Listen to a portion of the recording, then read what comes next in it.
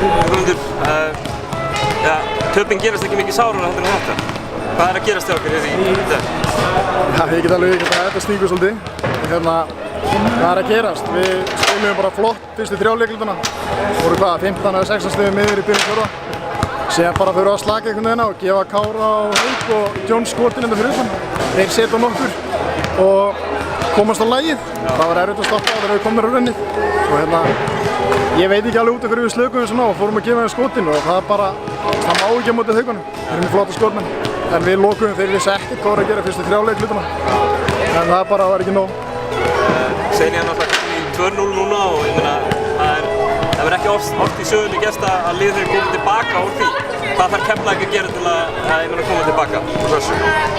Við þurfum bara í fyrsta lagi að fara áselli í næsta leik og vinna og taka einn leik í einu. Ég veit að þetta er fjall að klífa núna sko og en ég hef alveg fulla trú að við getum unnið þetta lið og eins og segi, bara fara áselli, byrja þar, taka hann og þá erum við að koma í sérija. Hvað þurfum við að gera til að séra þar? Spila sama leik og við spiluðum í 3 leikluta hér? Bara að vera harðir í 4 leikluta, ekki 3. Svo við vorum eins og kettlingar hérna í 4 leikluta og já, bara spila allan leikinn.